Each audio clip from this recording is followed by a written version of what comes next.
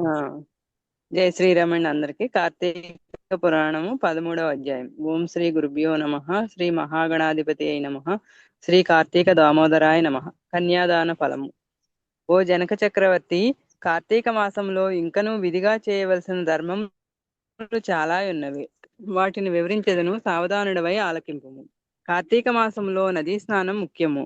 అంతకన్నా ముఖ్యమైనది కన్యాదానము. దానికంటే ఒక పేద బ్రాహ్మణుని కుమారునకు ఉపనయనము చేయుట ముఖ్యము.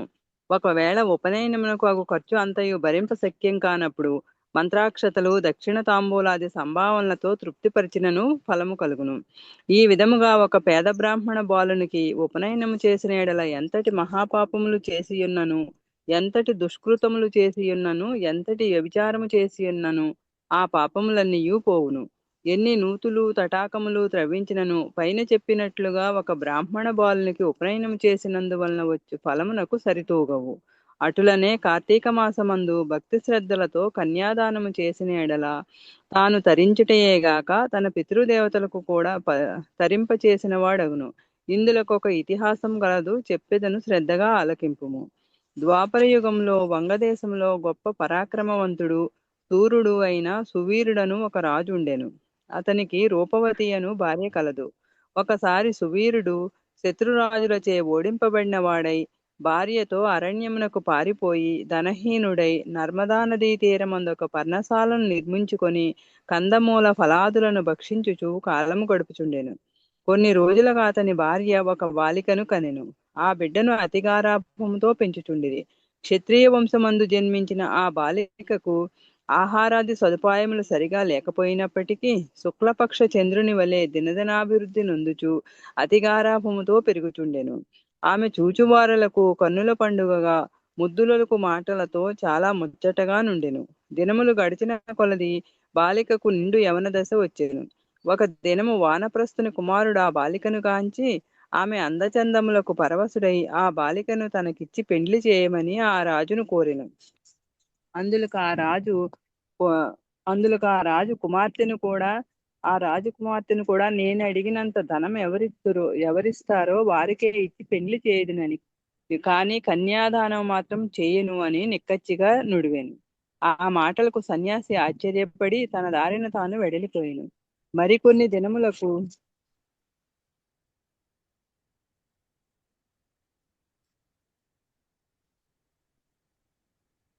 అందుకు ఆ రాజు, ఓ మునిపుత్ర, ప్రస్తుతము నేను కడుబీద స్థితిలో నున్నాను. అష్టదరిద్రములు అనుభవించుచున్నాను. మా కష్టములు తొలగవలెనన్నా నాకు కొంత ధనమిచ్చిన ఎడల నా కుమార్తెనిచ్చి పెండ్లి చేతును అని చెప్పగా, తన చేతిలో రాగి పైసా అయినను లేకపోవటచే ఆ బాలిక పైనున్న మక్కువతో ఆ మునికుమారుడు నర్మదా నదీ తీరమున కుబేరుని గూర్చి ఘోర తపమాచరించి కుబేరుని మెప్పించి ధనపాత్రను సంపాదించెను. ఆ పాత్రను రాజు పుచ్చుకొని సంతోషించి తన కుమార్తెను మునికుమారునికిచ్చి పెండ్లి చేసి నూతన దంపతులనిద్దరిని అత్తవారింటికి పంపెను. అటులా మునికుమారుడు భార్యను వెంటబెట్టుకుని వెళ్లి తల్లిదండ్రులకు నమస్కరించి అంతవరకు జరిగిన వృత్తాంతమంతయు చెప్పి భార్యతో సుఖం అనుభవించుచుండెను.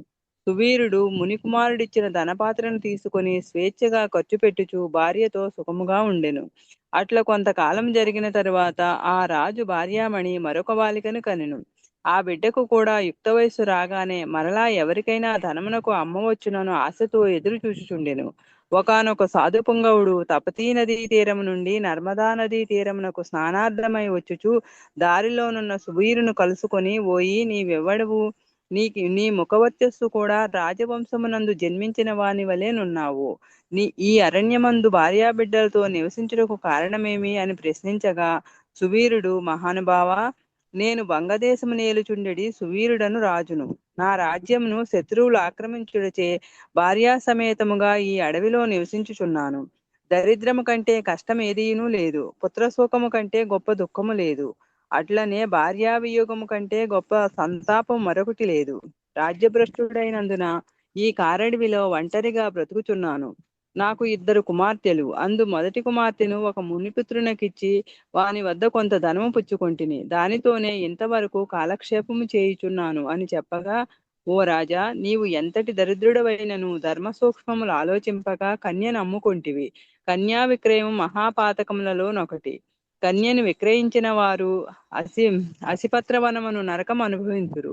ఆ ద్రవ్యముతో దేవముని పితృదేవత ప్రీత్యర్థము ఏ వ్రతము చేసినను వారు నశింతురు. అదియునుగాక కన్యా విక్రయము చేసిన వారికి పితృదేవతలు పుత్రసంతతి కలగకుండా శపింతురు.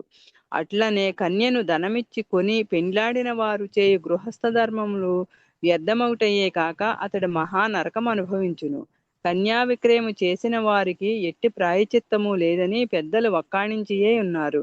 కావున రాబోయే కార్తీక మాసమున నీ రెండవ కుమార్తెను నీ శక్తి కొలది బంగారు ఆభరణములతో అలంకరించి సదాచార సంపన్నునకు ధర్మబుద్ధి గల వానికి కన్యాదానము చేయుము.